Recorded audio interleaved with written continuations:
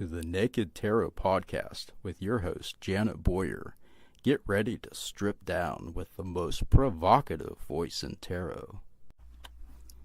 Hello and welcome to the Naked Tarot Podcast. I'm your host, Janet Boyer, otherwise known as the Tarot Maven. I'm the author of Back in Time Tarot, Tarot in Reverse, and the upcoming Naked Tarot, Sassy Strip Down Advice. With my artist husband, Ron Boyer, I am also the co-creator of the Snowland deck and the Coffee Tarot. I invite you to visit my website, janetboyer.com, where hundreds of reviews and other goodies await. If you'd like to support my work, I'm also on Patreon at patreon.com/Janet Boyer, where I have exclusive monthly Astro Tarot forecasts, weekly tarot spreads, behind the scenes of my works in progress, free excerpts, and more, just for my patrons. Today we're going to be talking about using tarot for creative inspiration. And I am thrilled that my husband, Ron Boyer, has agreed to join me. As a matter of fact, this was his idea. I said, give me some ideas for topics for a podcast. And he goes, how about tarot and creativity? And I said, okay. And we tossed around the idea and talked about it. And it was funny because I was talking about how I would draw cards and use them for writing, and he would say how he would draw them a card and use it for inspiration for an actual image, for a painting or a drawing. So without further ado, welcome, Ron. Well, thanks for having me. So we have 3 decks here. We have the Whimsical Tarot, which is a fairy tale based deck, the Druid Craft Tarot, and one of my favorites, the Green Witch Tarot. Now, if you were going to use tarot for inspiration on an image, how would you approach this? Okay, you've got 3 decks in front of you. Tell us your process and what you would do. Well, I'd probably rifle through each deck, and then I'd look and pick out the most interesting images, you know? I want something that stands out. I want something that pops. Okay, so we have the 3 decks here. So which deck is calling out to you right now? Well, probably the first one. Okay, so is this one? Go ahead and grab it. Okay, I'm going to grab it. That's the Green Witch Tarot. So I'm going to describe the process to the listeners to show them how they could use tarot to inspire a visual drawing. Ron's doing crazy actions, acting like he's getting inspired from some otherworldly... Okay, I came up with the moon. Oh, that's beautiful. Isn't that a nice version of the moon? So that's a good omen for the beginning of this practice. Why is it? Because it means that there's a great deal of potential right below the surface. You do not know how it's going to end. That's true. Isn't that a beautiful version of the moon card? Yeah, it's luminous. From the Green Witch Tarot. It's one of my favorite decks. Okay, so you're gonna pick more than one? It's like a silvery orb. Yes. And that silvery orb... I know where you're leaning already. I know where the image is going to go. It denotes... Okay. Oh, you're doing random. I thought you said that you would do it face up. Well, I would, normally. So why are you doing random? I feel intuitively flip through this way. Nice job, Ron. Okay. That's what I would do. Here I go. Here you go. What'd you get? Okay. The Horned God. Not the Horny God. the Horned God, which is the equivalent of the Emperor card in the Green Witch Tarot. And it shows a horned god with a bow. It looks like he has a crow on his shoulder, a deer beside him, a bear, red fox, and what is that? Is that a weasel? That's a badger, I think. Are you sure about that? It looks a little bit big for a badger. But look at his eyes. I don't think they have black eyes like that, do they? They look kind of menacing, like we're gonna kick your ass. They do. So that can inform like your a gang or something. Yeah, like a gang of woodland creatures ready to kick your ass. You just went down the wrong nature path. Turn back. Okay, so do you want to draw another card, or is that enough? Or do you think we should? That's enough there. Really, 2 is enough? Yeah. Okay. Now we're going to the middle one here. Oh, that's not enough. You're going to go from another deck. Okay, so now he's going to pick up a Druid Craft deck. Okay. This is interesting because Ron has never done this before, so this is perfectly live and spontaneous. Okay, now this time he's looking at the deck face up, whereas with the Green Witch Tarot he was picking randomly. That reminds me of Sean Connery in some way. Trebek. Yes. I was going to describe to listeners, but you went past that. So you got to remember, this isn't a visual thing here, Listeners, can you see me okay? Can you hear me now? Okay. Use your third sense, your third No, eye. sixth sense, third eye. Get your numbers straight, dude. Use your ninth eye. See what I'm seeing. Come on now, we don't want to bore the listeners. Okay, here it comes. All right. Ooh, don't tell me you're going to pick the moon again. Isn't that a gorgeous rendering? You were tempted. Yeah, sure. You were tempted. Well, I like a lot of these images. I know. They're very well done. They have lots of color. Yeah, Druidcraft is a kick-ass deck. It's very nice. very nice. Well, I don't want to take too long here. Well, you already are. Oh, okay. No. Okay. I'm going to lose listeners after this podcast. No. Nothing wrong with a bit of fun on a Sunday. Swords. Ooh, that's a nice. Looks like a lady of the lake or something. Like an arm's coming out of the water with the Ace of Swords. Are you bothering to pick from the whimsical? It's like a fairy tale based. You don't have to if you feel you have enough. Okay, with the whimsical, Okay. you throw the deck on the floor and you see what comes out. Are you going to do that? Yeah, I'm checking. I was going to say, because I'm not picking that up. Yeah. What did you pick? Three of Swords. Oh, it looks like Hansel and Gretel. That's kind of interesting. Because you're saying going down the wrong path, like they're going to kick ass. And look, Hansel and Gretel looks like they did go down that path and things aren't going too well. Okay, so you just picked that one card? Okay, yeah, the Three of Swords and the Whimsical Tarot shows, like, it looks like Hansel and Gretel.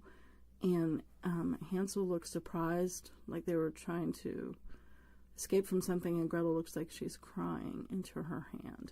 Okay, so Ron has drawn 4 images. We got the moon from the Green Witch Tarot, the gang of woodland thugs, the horned god from the Green Witch Tarot, the Ace of Swords from the Druidcraft, and the Three of Swords from the Whimsical. So now, what kind of image would you draw from that as an artist?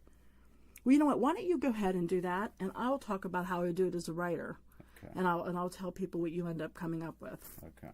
Now, I have a lot of creativity decks and tools for writing. I rarely use them, though. I have, like, the storytelling dice. I have the Reckless deck with tons of expansion packs. I have a couple different archetype decks, and, of course, all my tarot decks.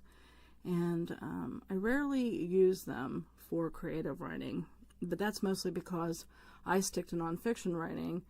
I want to go into fiction someday, but fiction takes a different part of the brain, and I'm so all or nothing that I tend to stick to nonfiction. But if I were going to write a story, let's see, I think I'll pick Druidcraft. And what I would do is I would pick one or more cards and either be inspired to tell a story, or I would actually create a spread, like maybe have 3 cards to represent the character, a card to represent the main plot, another card to represent the complication of a plot, another card to represent the solution, things like that. Or you could even map it to the hero's journey, Joseph Campbell's hero's journey, like with the call to action and refusal, the mentor, the return, the elixir, and all that.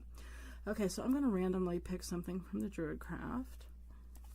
Oh, this is interesting. This is the Ferylt. I'm not sure how they pronounce that. F-F-E-R-Y-L-L-T.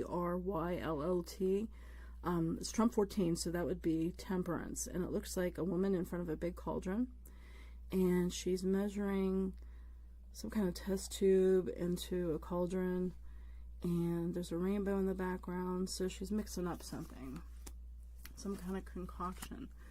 Okay, I think I will pick another from the Druidcraft randomly. 3 of Wands. Okay, it looks like a guy who's leaning against a tree. 3 budding blooms are beside him, like twigs or saplings. And he sees a road in front of him. I think I'll pick the third one, too. I think I'll pick a third one from the Druidcraft. Oh, 9 of Wands. This looks like a guy who has been hurt. His arm is in a bandage. Some sharp spears are around him. Interestingly, though, the sharp ends are pointing away, as if you come near me, you're going to get stabbed. So, what kind of story could this tell? Well, okay, we have a woman who's mixing up some elixirs, and a lot of times when I see the temperance card, especially something like this, I think of pharmacy or drugs or prescriptions or things like that, or some kind of medicine. 3 of Wands, the guy's looking, you know what, I see this as he's actually looking towards the woman, and he is wanting to get some medicine to help his friend who is wounded. So perhaps for some reason these 2 guys in the 3 of Wands and then the one in the 9 of Wands are a part of a same tribe or same group, and for some reason the guy in the 9 of Wands has gotten injured, and so they made this makeshift fence up with the stabby wooden staves in the ground to protect him, while the guy from the 3 of Wands goes to tell this woman, hey, we need some natural medicine here. He's injured. And interestingly, if you look in the Feriot's card in the background where the rainbow is, it looks like there's like a huge mound, and it almost looks like a person maybe on top of it. So I can almost see that the 3 of the Wands guy might be there looking to her, saying, come on with the medicine, hurry, he's injured, and we need this healing elixir. And so, we could then tell a story about how the guy got injured. Was he injured from an animal? Was he injured from a spirit being? Was he injured from a different tribe? Why do they have to be stealthy? Why can't they just hang out at the house, of the lady who is making the medicine? So we can make all kind of, stories. I mean, we don't even have to set it in what it looks like to be old-time, European pre-Christian era or what have you. You could always update that, set it on a spaceship even, and have the ship's doctor having to make a new medicine to counteract, let's say, a bite from an alien creature they've never seen before, and maybe the scout has to be the go-between, but maybe for some reason the guy in the 9 of Wands, because he was bitten, he has some kind of toxin or a marker now that he could be easily sniffed out. That's part of the alien, attack thing. And so the 3 of the Wands guy has to be the go-between between those 2. But so see how you can use tarot as inspiration for a story. So let's check in with Ron. What do you have here? Why don't you describe like the image that you're seeing, or the story of the image that you're seeing in your mind? Yeah, the image is like a story in that. Oh yeah. It's sort of like what I like took elements from all together. Okay. Created this story of a lady who gets near a silvery pond, a silvery lake or whatever. She has a staff by her side, but the staff in the moonlight becomes a sword, and that cool. sword is able to penetrate the impenetrable pond or lake. Mm-hmm. And whenever she goes down in the water, she begins her quest. And actually what's below the surface is more lively, vibrant, colorful, and like totally otherworldly. And she encounters the horned god. She encounters all these strange creatures. The whole journey takes place under the surface of the water. She's left her 2 children at the water's edge. It's some sort of quest that she's going on. Maybe she has to vanquish or something. I don't know, but she's gone on this kind of mystical journey.